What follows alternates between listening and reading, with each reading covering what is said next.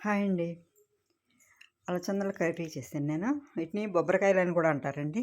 మా దగ్గరైతే బొబ్బరికాయలు అంటారు. ఒక్కొక్క ప్లేస్‌లో అలసందలు అంటారు.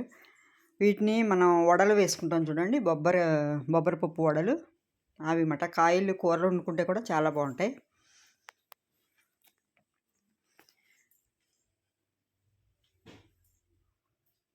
ఈ కాయల్ని ఒక 2 సార్లు అలా కడుక్కోవాలండి. 2, 3 సార్లు నీట్‌గా కడిగి ఇలా చిన్నగా కట్ చేసుకోవాలి.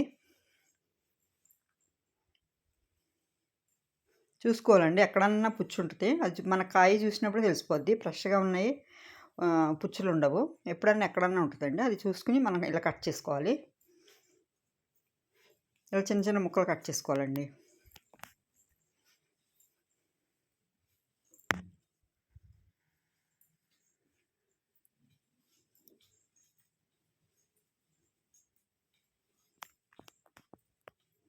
ఒక ఉల్లిపాయ, ఒక వంకాయ వేస్తున్నాను. అలాగే 2 పచ్చిమిర్చి వేసుకోవాలి. వంకాయ కట్ చేసేటప్పుడు ఎప్పుడైనా వాటర్‌లో ఉప్పు వేయాలండి. ఉప్పు వేస్తే వంకాయ మామూలుగా కండ్రెక్కుతుంది. అది కండ్రెక్కదనమాట. ఉల్లిపాయలు కూడా సన్నగా కట్ చేసుకోవాలి.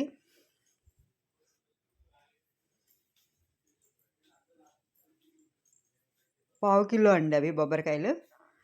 వంకాయలు కూడా చిన్న చిన్న ముక్కలు కట్ చేసుకుని ఆ ఉప్పు నీటిలో వేసేసుకోవాలండి.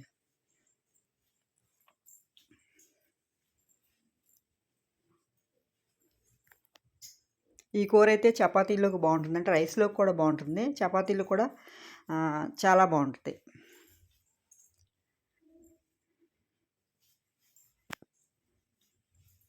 ఇలా చిన్న చిన్న ముక్కలు చేసుకుని, ఎందుకంటే మనకి కాయలు గ్రేవీ కింద ఉండదు కాబట్టి వంకాయ వేస్తే అండి కొంచెం గ్రేవీ కింద ఉంటుంది. ఇంకో 2 వంకాయలనే వేసుకోవచ్చు.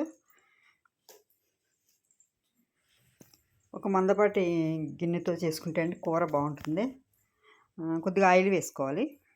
ఆయిల్ వేసుకునండి కొన్ని ఆవాలు వేసాను, కొంచెం జీలకర్ర వేసాను, అలా కొద్దిగా కరివేపాకు వేసానండి, పచ్చిమిర్చి ముక్కలు,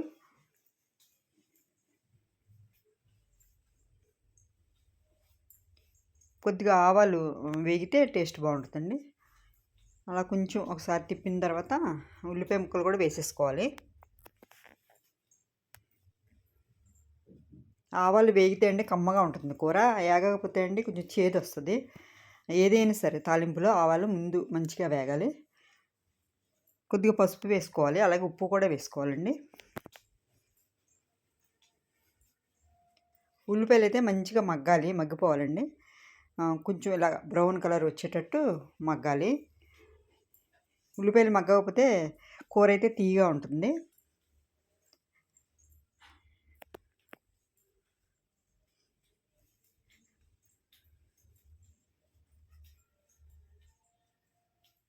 ఇలా మంచిగా వేగిన తర్వాత అండి ఒక హాఫ్ స్పూన్ అలాగా అల్లం వెల్లుల్లి పేస్ట్ వేసాను.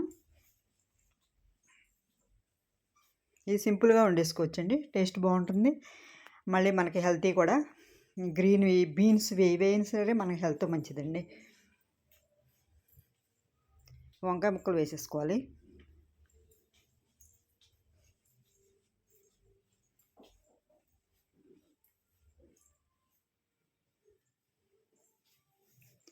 ఈ బొబ్బరికాయ ముక్కలు కూడా వేసేసుకోవాలండి. అలసందలు ముక్కలు కట్ చేసిన ముక్కలు వేసేసుకుని మంచిగా కలిపి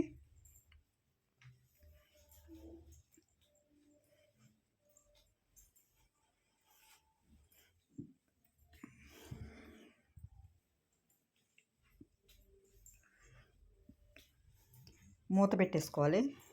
ఒక 2 నిమిషాలు అలా చూసుకునండి, మగ్గుతాయి మంచిగా. 2-3 నిమిషాలు ఉంచేస్తే పచ్చివాసన పోతాయండి. మన వాటర్ పోయకముందు ఇలాగ కొంచెం మగ్గనివ్వాలి. పచ్చివాసన అంతా పోతుంది. కారం వేసుకోవాలి సరిపడగా. నేనైతే ఒక హాఫ్ స్పూన్ కారం వేసానండి. మేము కారం తక్కువ తింటాము, అందుకని ఒక హాఫ్ స్పూన్ అంత వేసాను. అయినా ఈ పావు కిలో కాబట్టి అండి సరిపోతుంది.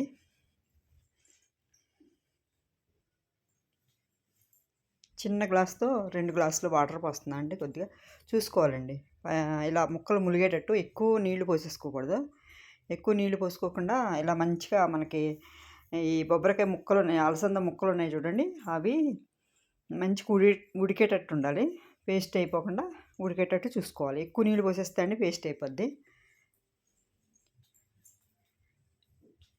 తొందరగా ఉడికిపోతాయండి. కొంచెం లేతగానే ఉన్నాయి. ముదిరివైతే కుక్కర్లో ఒక విజిల్ వేయించుకుంటే, ఒక విజిల్ వేయించుకున్నా పర్వాలేదు. 1, 2 వేసుకోవచ్చు విజిల్స్ ముదిరివైతే అండి.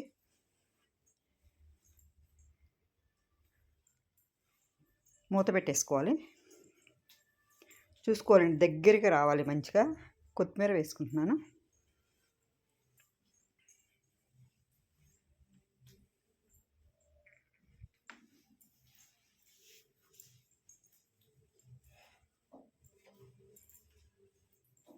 మనం మధ్య మధ్యలో కలుపుకుంటూ ఉండాలి. నీరు లేకుండా దగ్గరికి వచ్చేటట్టు చూసుకోవాలండి. టమాటా వేసుకోవచ్చు, కానీ టమాటా వేసుకున్న బాగానే ఉంటుంది, కానీ దానికన్నా ఇలా వండుకుంటే కూర బాగుంటుందండి. టేస్ట్ కమ్మగా ఉంటుంది. టమాటా అంటే ఇంకా పుల్ల పుల్లగా అయిపోతుంది. ఈ ఉట్టిగా వండుకుంటే బాగుంటుందండి. మీకు నచ్చితే టమాటా కూడా వేసుకోవచ్చు.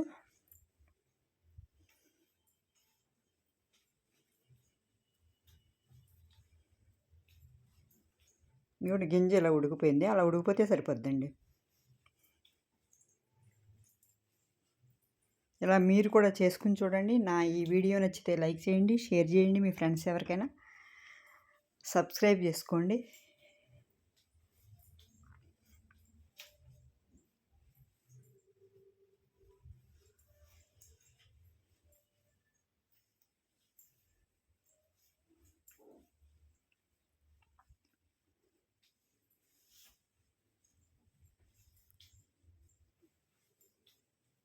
అంతే అండి, టేస్ట్ అయితే చాలా బాగుంటుంది. Thank you.